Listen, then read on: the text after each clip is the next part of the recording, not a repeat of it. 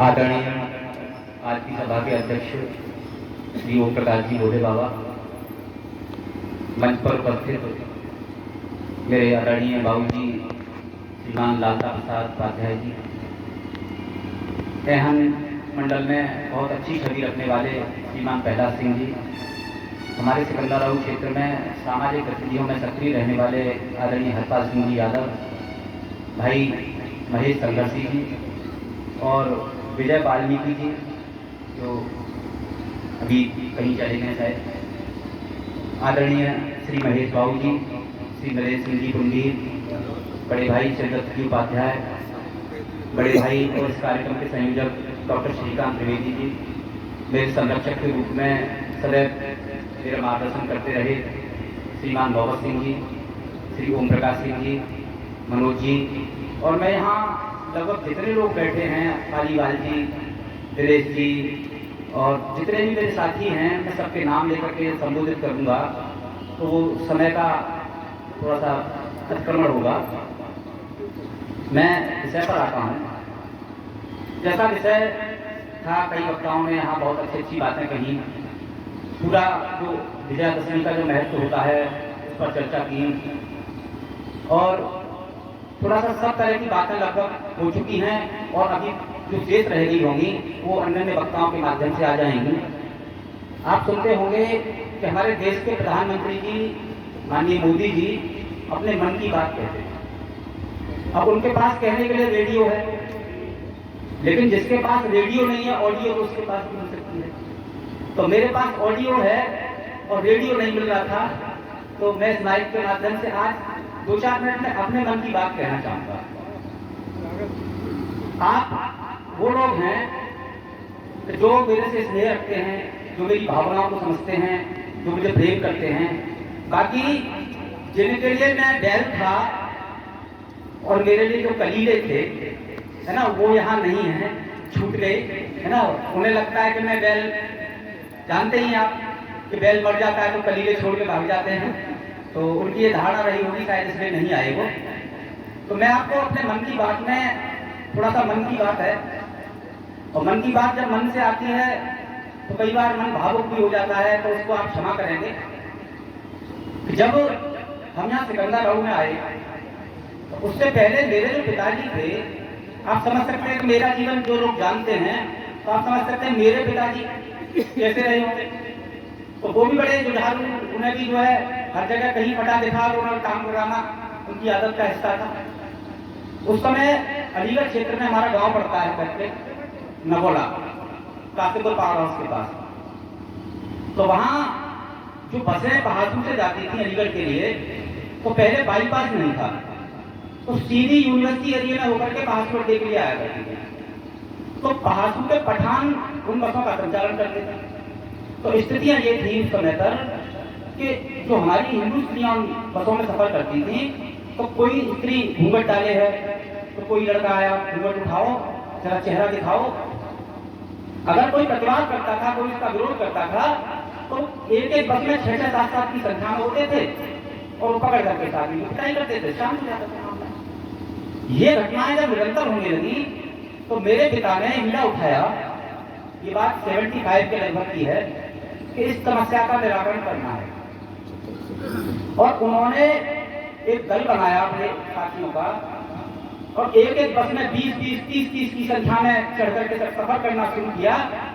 और आगे क्या क्या उनके इंतजाम किए, है ना, ये मंच से कहने की बातें नहीं है, तो सारी समस्या का निराकरण हो गया। अब जब कोई व्यक्ति इस तरह का काम कर देता है तो उसकी थोड़ी सी सामाजिक छवि निखर के आती है, लोग उसे पहचानना शुरू करते हैं, लोग उसका सम्मान शुरू करते हैं। तो उनमें भी किसी ने राजनीतिक महत्वाकांक्षा जगा दी, वो भी आगे बढ़ने लगे उस क्षेत्र में। लेकिन धीरे धीरे जैसे जब आप उभार पर होते हैं तो बहुत से लोग आपके साथ होते हैं, लेकिन जब आप उतार पर होते हैं तो लोग किनारा करने लग जाते हैं। वही स्थिति उनके साथ होने लगी। धीरे धीरे जो गुंडा शक्तियां थी, जो अराजक शक्तियां थी, उनसे भिड़ते भिड़ते मुकदमा लगना शुरू हो गए। कभी 302 लग गया, कभी 307 लग गया। इस तरीके से भिड़ते भिड़ते स्थिति ये आ गई। हम छोटे छोटे थे, ये बात 83 के आसपास मेरा जन्म हुआ। और 90 आते आते स्थितियां ये हो गई कि मेरा अपहरण करने का प्रयास, हम लोगों के स्कूल जाने के रास्ते रोकने के प्रयास। तो उनको एक बच्चों पर जब बात आने लग जाती है, आज मैं कितना भी आगे बढ़ते लड़ सकता हूँ, लेकिन जब मेरे छोटे छोटे बच्चों पर बात आएगी ना, तो मेरा दिल कहीं ना कहीं धड़कने लगेगा। मुझे लगेगा कि चलो मैं बलिदान हो जाऊं, लेकिन मेरे बच्चे, तो ऐसी भावना मेरे पिता के अंदर भी आई। लेकिन वो फिर भी नहीं हटे, क्योंकि वो क्षत्रिय थे, वैसे कैसे हट जाए। तो मेरे बाबा ने मेरी माँ और हम चारों बहन भाइयों को 2 जगह विस्थापित किया। मैं छोटा था तो मेरी बड़ी बहन के साथ में मुझको भेज दिया, जहरामा में मेरी ननिहाल है, वहां पहुंचा दिया। माँ के साथ में दोनों बीच के भाई बहन भेज दिए, यहाँ गोपी के पास ननिहाल है, वहां। तो अब एक बार हमारे बाबा हमसे मिलने गए, तो हमारे मौसा जी ने, खेतीबाड़ी का काम होता था, तो उन्होंने कहा चलो खेतों पर, तो चले गए। तो हमारी शर्ट में गांठ लगी हुई थी और हम उसमें गेहूं की बालियां भर रहे थे। और हमारे बाबा ने जब ये दृश्य देखा तो वो आंखों में आंसू भर लाए, और जिस जीप को लेकर के गए थे उसमें हमें वापस बिठा करके लेके आए। वहां से गांव से हमारा जो सामान था छिटपुट, वो लेकर के और ला करके हमें हमारी ननिहाल में छोड़ दिया। 1 साल पूरा हमारी शिक्षा इच्छा सब बंद रही, क्योंकि वहाँ विद्यालय की व्यवस्था ठीक नहीं थी। उसके बाद 93 में हम लोग सिकंदराबाद गए और नौखेल में किराए का मकान लेकर के रहने लगे। उसके बाद 93 में ही मुझे पता चला कि यहाँ शाखा लगती है, मैं शाखा से जुड़ गया, क्योंकि मैं सरस्वती शिशु मंदिर का विद्यार्थी था, वहाँ भी शाखा जाया करता था। अब उसके बाद 93 के बाद हम यहाँ 12 शनि में रहे, हमारी सिस्टर की शादी हुई। फिर 95 में आते आते हम लोग यहाँ आ गए करीमनगर मोहल्ले में, एक सेपरेट मकान हमको मिला। अब करीमनगर में आने के बाद क्या होता है कि घरों में हड्डियां बिकने लगी, कभी कोई हड्डी फेंक रहा है, कभी कोई और तरह की बदतमीजी सामने आ रही है। अब हमारा स्वभाव नहीं था सहन करने का, हम उस तरह के नहीं थे। हम लोग का प्रतिकार शुरू किया तो झगड़े होने लगे, और जब झगड़े होने लगे तो स्थितियां ये होने लगी कि वो हम पर हावी होने का प्रयास करने लगे और हमको हथियार उठाने पड़े। हथियार उठाकर के जब उनका फायरिंग होने शुरू कर दी तो हम पर मुकदमे लगना शुरू हो गए। और धीरे धीरे संघ का कार्य करते करते, विभिन्न संगठनों में काम करते करते मुझे पता नहीं चला कि मैं कब आकर इस स्थिति में आ गया कि मेरे पास लौटने के लिए कोई रास्ता नहीं है। और जब लौटने के लिए रास्ता नहीं रहा, मैं 16 मुकदमे को पंजीकृत हुए, एक एक करके। और जिन लोगों ने पंजीकृत कराए, कमाल की बात देखिए, वो राजनीति करते रहे भाजपा की और मुकदमे लिखवाते रहे मुझ पर। जब सरकार बदली तो उस सरकार के साथ ही बदल गए, फिर सरकार में गए, और फिर सरकार बदली तो फिर बदल गए, फिर सरकार में आ गए कोई लोग। और जिससे कौन रहे, हम जैसे मूर्ख हैं। 16 मुकदमे एक एक करके। मानता हूं कि मैंने कुछ लोगों पर गोलियां चलाई थी, और जरूरत पड़ेगी तो फिर चलाऊंगा, ये नहीं कह रहा कि मैं नहीं चलाऊंगा, जरूरत पड़ने पर मैं चला सकता हूं। लेकिन तमाम इस तरह के मुकदमे लगा दिए गए कि जिनसे मेरा कोई लेना देना नहीं था, और मेरा रास्ता बंद कर दिया कि मैं शस्त्र लाइसेंस नहीं ले सकता। अब मुझे क्या विकल्प बचा? मेरे सब साथियों ने, मेरे मित्रों ने कहा कि काम करो, टिकट मांगो। तो 2012 में मैं पात्र था, 2012 में मैं पात्र था कि मुझे विधानसभा का चुनाव लड़ाए जाने के लिए दिवंगत सक्सेना जी, रमेश चंद्र सक्सेना जी, उन्होंने कहा तू आवेदन कर, तू टिकट ले। लेकिन मैं जानता था कि मैं अभी इस योग्य नहीं हूँ, 2012 और 22 में 10 वर्ष का अंदर है। तो मैंने कहा मैं बाद में दे दूंगा, इस समय नहीं। तो श्रीमान नरेंद्र सिंह चौहान को चुनाव लड़ाया गया, और उस चुनाव में भी हमारी बड़ी सक्रिय भूमिका रही। उसके बाद मुझे संगठन ने ही दायित्व से मुक्त करके और वो बना दिया चुनाव समन्वय 2014 लोकसभा का। उसमें मैंने बहुत अच्छा काम किया। उसके बाद लोकसभा चुनाव जीतने के बाद में मुझे सांसद प्रतिनिधि बना दिया गया, और सांसद प्रतिनिधि बनाने के साथ ही मुझसे कहा कि तैयारी करो तुम। अब मेरे जैसा सामान्य आदमी जो रोटी कमा करके खाता है, उससे कहा कि तुम विधानसभा के लिए तैयारी करो। तो आप समझिए कि जो व्यक्ति 25-30 हजार रुपए महीने की जिसकी नौकरी हो और वो विधानसभा की तैयारी करो, राजनीति किस तरह की? पहले राजनीति मिशन के लिए होती थी, अब राजनीति कमीशन के लिए होती है। तो ऐसे दौर में और मुझे प्रेरित किया और मुझे बहुत अच्छा मेरे लोगों ने सहयोग किया। 2017 में मैं उस सूची में पहुंचा जिसमें टिकट के लिए 2-3 नाम रह जाते हैं अंत में जाकर, लेकिन फिर चमत्कार होता है पूंजीवाद का, और मैं दूसरे तीसरे नंबर पर भी रहा, बिल्कुल जमीन पर आ गया, और जो व्यक्ति कहीं नहीं था वो विधायक बनने आ गया। अब उन्होंने 5 वर्ष काम किया, पूरे क्षेत्र में आपने देखा कि उन्होंने रामराज स्थापित कर दिया, पूरी सारी क्षेत्र की सड़कें बनवा दी, कहीं कोई समस्या ही नहीं, भ्रष्टाचार नाम को नहीं रहा, पूरा खत्म कर दिया। तहसीलदार से लेकर के एसडीएम, थाने सब बिल्कुल एकदम ऐसे चलने लगे जैसे रामराज आ गया। जनता में उनके प्रति जो भावना पैदा हुई उस 5 साल में, जनता ने कहा कि अब के तू और जोरदार टिकट मांग, हम तेरे साथ खड़े हैं। और इसी प्रांगण में 3000 के लगभग लोग आए इस बात को प्रमाणित करने के लिए विवेक हम तेरे साथ हैं। 74% की रैंकिंग मिली इसमें जो सर्वे हुए भाजपा के, लेकिन फिर से करोड़ों का खेल हो गया। और वही व्यक्ति जिनकी लोकप्रियता बिल्कुल शून्य पर थी, उन्हीं को टिकट देकर के पार्टी में ठोक दिया कि लग जाओ, और हम जैसे मजबूर और विवश लोग राष्ट्र के नाम पर फिर से भी धारा में जाएंगे। मैंने नामांकन किया और मेरा नामांकन इसलिए था कि जिन लोगों ने ये काम किया है, जिन लोगों ने ये टिकट का वितरण किया है, वो एक बार हमसे संवाद तो करें। माननीय शिवदत्त जी उपाध्याय, डॉक्टर प्रदीप जी गर्ग, माननीय नीरज जी अग्रवाल, माननीय मनोज जी, इन सबके प्रयास हुए विवेक चुनाव नहीं लड़ना है।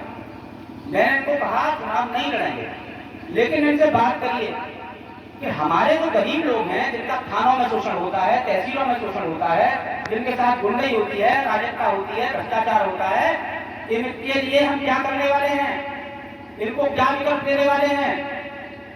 इन लोगों के माध्यम से ये कहा गया, ये बैठे हैं यहाँ और भी लोग नहीं है यहाँ, ये कहा गया कि विवेक चुनाव जीतने दो, पार्टी को जीतने आने दो, और तुम विधायक के तुम नामांकन किए हो, तुम्हें उतनी ही शक्ति दी जाएगी कि जिससे तुम जितने भी अपने लोगों के काम हैं उनको करा देना सक्षम हो जाओ।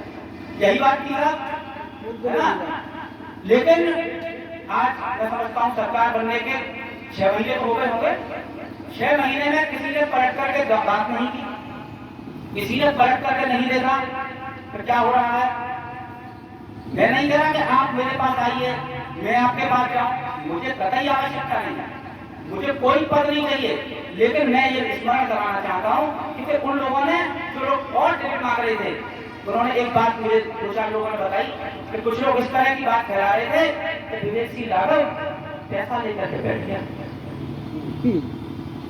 तो उन लोगों को आपके सामने भी ये कोई व्यक्ति आए, मेरे सामने आ गया खुल करके कहने वाला कोई, तो मैं तो मानहानि का मुकदमा लगाऊंगा इस पर, लेकिन आपके सामने भी आ जाए तो कॉर्डर पकड़ करके उसको इतना समझा देना तो विवेक सिंह राघव पैसे देने वाला होता और फाइनेंस कंपनी में 13 साल से नौकरी कर रहा है, और थोड़ा सा भी भ्रष्ट होता तो 2 करोड़ रुपए कमा चुका होता।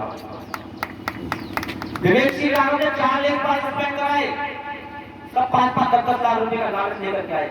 विवेक सिंह राघव भ्रष्ट होता तो उनसे पैसे ले चुका होता। विवेक सिंह राघव ने 2 दरोगा सस्पेंड कराए, और कभी अपनी आज तक की डेट में कोई पोस्ट मैंने डिलीट नहीं की, जिसके खिलाफ जो लिखा तो आज भी सोशल मीडिया पर क्या पता उपलब्ध होगा।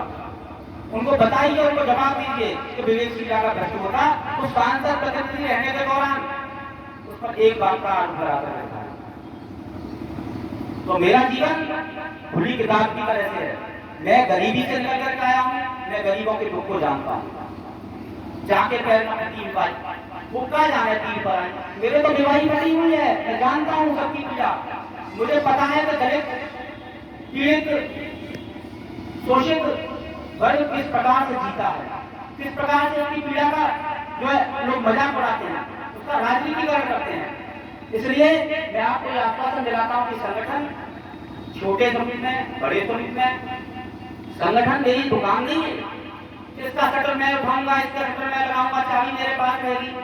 अरे मैं भी आप जैसा एक कार्य करता हूँ, मैं कहता हूँ मैंने जीवन के अपने 30 साल दिए, लेकिन इसी संगठन ने, इसी व्यवस्था ने मुझे अपना पीछा धकेल दिया है कि मुझे कुछ दिनों के लिए 1 साल 2 साल मुझे बैग में रहना पड़ेगा। मैं इस समय अलीगढ़ बुलंदशहर इस साइड में रह करके 7-8 ब्रांचों का संचालन कर रहा हूँ। जिस नौकरी में मैं हूँ वहाँ अपना काम कर रहा हूँ, बहुत अतिरिक्त मेहनत कर रहा हूँ और मैं समझता हूँ 1-2 वर्ष में मेरे पास उतनी ऊर्जा फिर से आ जाएगी कि मैं फिर से आप सबके साथ मिल करके और साथ में करने से करना मिलाकर काम कर रहा हूँ। तब तक आप सब लोग अपने क्षेत्र में इन विचारों को पहुंचाइए। भय, भूख, भ्रष्टाचार और भेदभाव से मुक्त समाज बनाना है।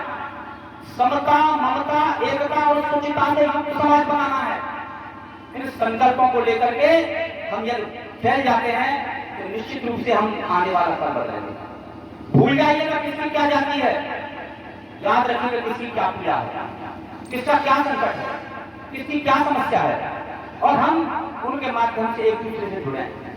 प्रेम का एक सूत्र इस प्रकार का होता है कि जब हम किसी के साथ प्रेम से जुड़ जाते हैं तो वहां सारे भेदभाव, सारी चीजें विलीन हो जाती है, पता नहीं चलता कहां से। हम राम की बात करते हैं, हम जब राम की बात करते हैं तो हमें सबरी के झूठे बेर में खा सकें तो सबरी के सच्चे बेर तो खाने को तैयार है। हम कृष्ण की बात करते हैं तो सबका माखन खाने को तैयार है।